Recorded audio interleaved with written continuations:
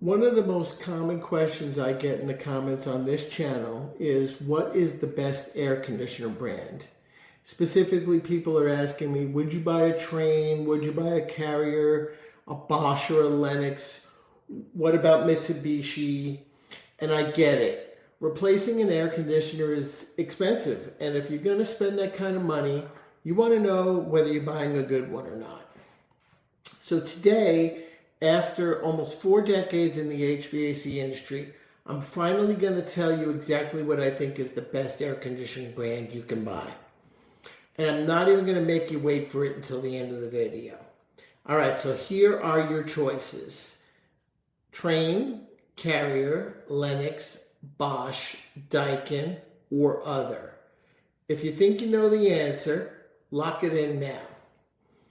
The correct answer is other, because the best brand you can buy is actually the brand name on the side of your contractor's van. Now, before some of you immediately jump into the comments and tell me that the equipment brand does matter, I 100% agree with you. They do. There are definitely manufacturers that I prefer over others. There are products that I think are better engineered. There are systems that are easier to service. There are brands that offer better parts availability, better technical support, better control systems, or equipment that I just think is better suited for certain applications. I have made plenty of videos talking about those differences, and I will continue to as things change in this industry. But here's the point I think that gets missed over and over again. The manufacturer builds the equipment.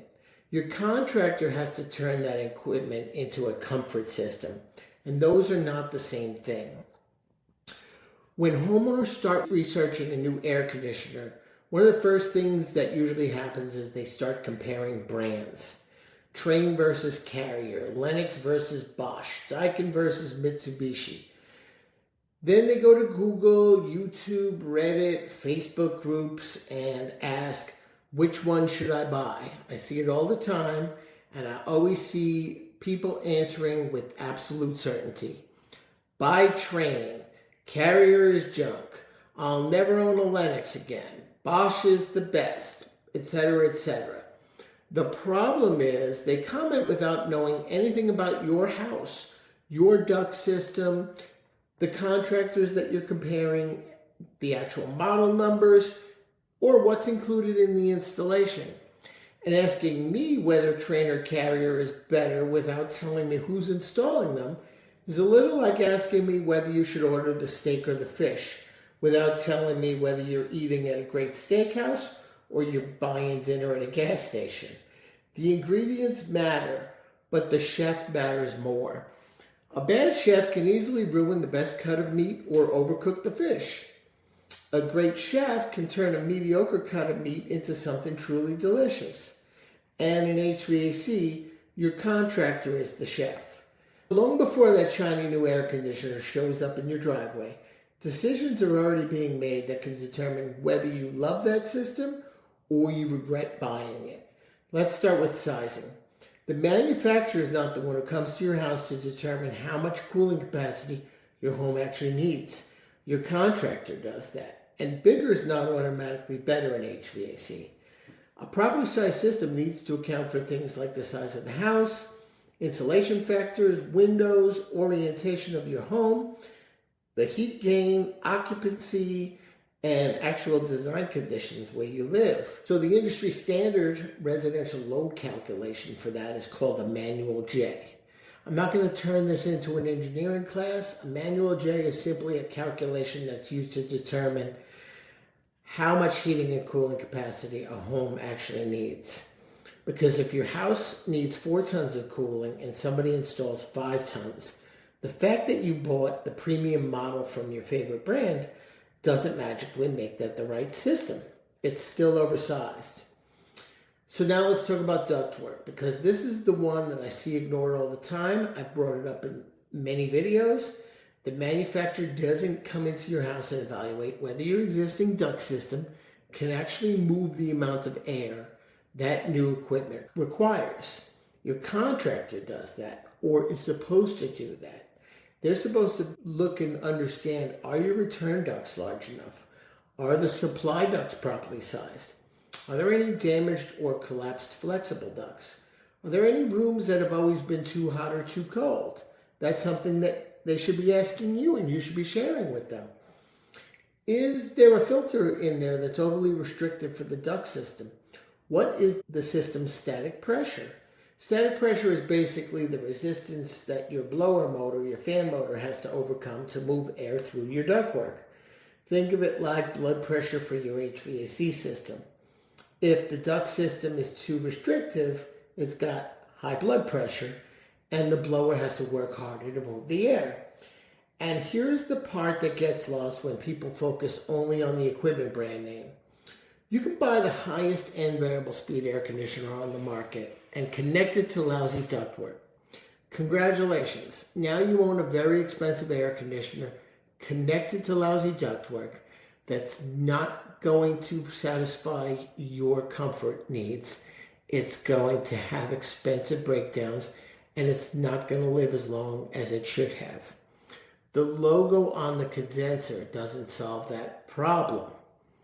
Okay, let's assume that the contractor selected exactly the right equipment, the correct capacity, it's a good match for your house, the ductwork looks good. We are still nowhere near finished because now somebody has to install the thing. And the knowledge, experience, and training of your contractors and installers play a huge role, probably the most critical role of your experience. Not just on that install day, but for the entire time you own that equipment. And some of the most important work that determines how well that system is going to perform, you'll never even see. Let's start with the refrigerant piping. The manufacturer doesn't come out there and breathe that copper refrigerant, the lines in your house. The contractor does. Good installation practices include things like flowing nitrogen while brazing. That's going to help prevent oxidation and contamination from forming inside the copper while it's being heated. That sometimes doesn't show up till later down the road. The manufacturer can put that procedure in the install manual, but somebody still has to actually do it and do it right. The refrigerant lines need to be evacuated. That means a vacuum pump to remove air and moisture from inside a sealed refrigeration system before the refrigerant is released into it. The manufacturer doesn't do that at your house. Your contractor does that. Then the refrigerant charge has to be dialed in correctly. Again, manufacturer provides that procedure. Your contractor has to follow it. Then we have electrical. The manufacturer doesn't install the disconnect. They don't run the circuit. They don't make the field wiring connections. They don't verify voltage. Your contractor does all of that. The manufacturer doesn't install the condensate drain. And I promise you, that logo on the side of your condenser isn't going to keep water from coming through your ceiling if somebody installed the drain line wrong. All of these little things matter, and most homeowners never even see them. They see a new condenser, you see a new thermostat, maybe you see the new indoor unit. Everything looks nice and new and shiny, but a lot of that work that determines how long your equipment lasts happened in places that you may never look at. So now we get to something else I think most homeowners absolutely need to understand, and it's not talked about. There is a difference between starting an air conditioner and commissioning an air conditioner. If the installer turns the thermostat down, the equipment comes on, cold air comes out of the vents, and the house starts getting cooler, that doesn't mean the installation is finished. Commissioning means testing and verifying that the system was installed to those manufacturer specifications and the way it was designed to operate. So we need to answer questions like, what is our airflow? What is the static pressure of our new system? Are the fan settings correct? If it's a staged or variable capacity system, is it configured properly? Are the controls communicating correctly? Are the refrigerant readings where they should be? Is the condensate system draining properly? The manufacturer provides specifications. Your contractor has to be the one to prove that the system is operating within those specifications. And this becomes even more important as equipment is getting more and more sophisticated. A variable speed air conditioner that can operate across a wide range of capacities has a tremendous amount of potential. But potential and performance are two different things. Somebody still has to set it up correctly. I know for a fact that many experienced installers, I'm talking about installers with years and years of experience, do not know how to properly commission a system. How do I know? Because over the years, we've hired many installers that have been working in the trade, and they're great installers, but they've never had to properly commission a system. Nobody ever taught them how. They turned it on, they collected the balance due, they signed off thinking it's producing cold air, and then find out years later something wasn't commissioned properly. How do you think that homeowner's experience with that brand went in the years to come? They may have actually been the social media commenters who said, brand XYZ is junk, when ultimately they were blaming the wrong brand because it was just never commissioned and set up properly. So let's say two homeowners buy the same exact brand air conditioner, the same manufacturer, the same model number, the same capacity. Everything is the same. Homeowner number one buys it from a contractor with experienced installers, trained service technicians. They have good commissioning procedures. They stock service parts. They have a responsive office staff and a process for handling warranty issues after the installation. Homeowner number two buys the exact same model from somebody, but they were the cheap bid. They were considerably cheaper. And now they're the ones that are difficult to reach once the check cleared. Did those homeowners technically buy the same air conditioner? Sure. Did they buy the same ownership experience? Not even close. And this is where I think homeowners underestimate what they're actually buying. You aren't just buying a box that sits outside your house. You're buying the company that's supposed to support that box, because at some point, something is going to need service. That's true of every brand and every technology.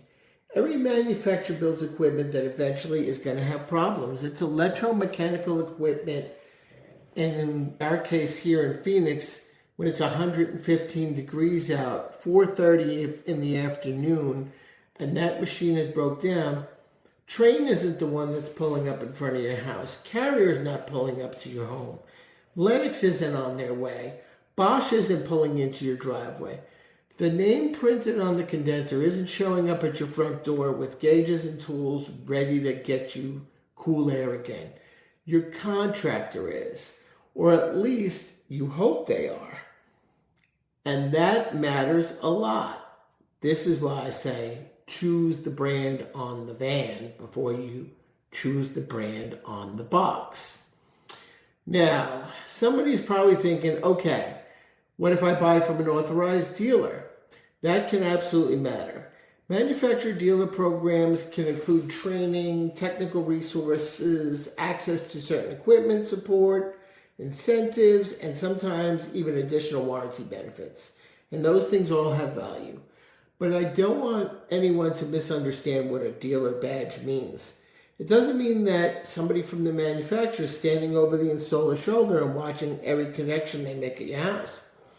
The manufacturer may provide training, they may provide the procedures, they may provide tech support, but the contractor still has to execute the installation properly.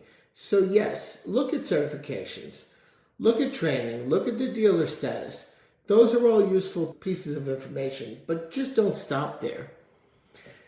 All right, so we've come full circle. Does equipment brand matter? Absolutely.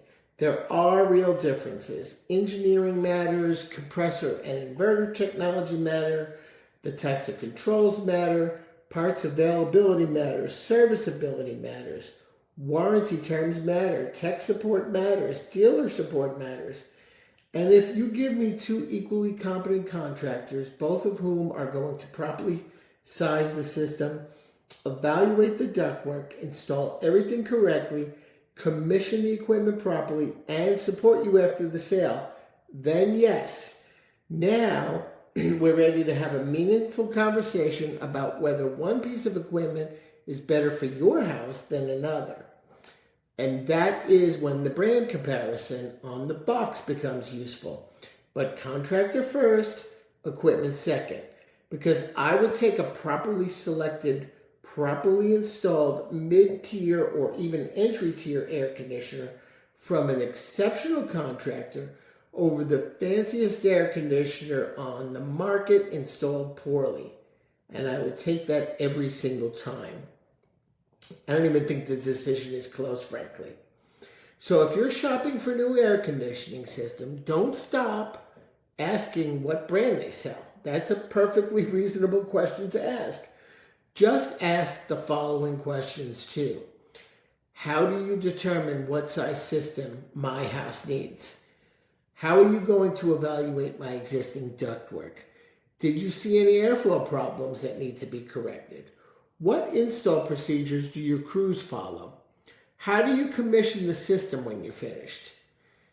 This is an interesting point. If they think commissioning and starting up are the same thing, keep looking.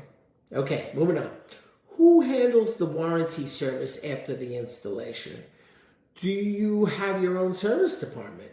What happens if my air conditioner breaks during the hottest part of the summer? What labor warranty is included? And most importantly, who am I going to be dealing with after the installation is finished? Because those answers may tell you more about what you're buying than just the logo stamped on the cabinet. So, let's go back to the question we started with. What is the best brand air conditioner you can buy? Is it Trane, Carrier, Lennox, Bosch, Daikin, or another brand? Here's my answer. There isn't one manufacturer that is automatically the best choice for every house, every climate, every application, and every homeowner. But finding the right contractor directly improves your chances of ending up with the right equipment. Because again, manufacturer doesn't size your system, contractor does. Manufacturer doesn't evaluate ductwork, contractor does. Manufacturer doesn't install your system, contractor does. When something goes wrong on the hottest day of the year, the manufacturer isn't the one knocking on your door. Your contractor is. So choose the people first and let the right people help you choose the equipment. And I know exactly what some of you are going to type in the comments first. Okay, Rich, I get it, but which brand would you buy? And that is a fair question. It's a question I get on this channel all the time. And I do have plenty of videos on this channel where I do get into the equipment I like, the equipment I don't like, and exactly why. But before you decide whether you should buy a Carrier, a Lennox, a Bosch, a Daikin, a Mitsubishi, or anything else, first figure out who you trust to install it and who you trust to take care of it afterwards, because that may turn out to be the most important brand decision that you make in this process. Now, let's say you've already found the contractor you trust to install it. You should be asking them which brand they would buy. I have no problems telling my customers my answer once I've had a chance to see their home, understand their concerns, their budget, etc., because I have all the information I need then to guide them with a personalized recommendation, not just a blanket statement. If this video helped you look at buying a new air conditioner a little differently, do me a favor and hit that like button. And if you want straight answers about air conditioners, heat pumps, ductless systems, and the stuff homeowners really should know about before spending their money, go ahead and subscribe to the channel. If you live within a 35-mile radius of Mesa, Arizona, you're in our neighborhood. Give Magic Touch a shot at earning your business and let me show you why we have the reputation we do and why we've been in business so long. I'll see you on the next one. I hope this one helps you in your journey. Bye-bye.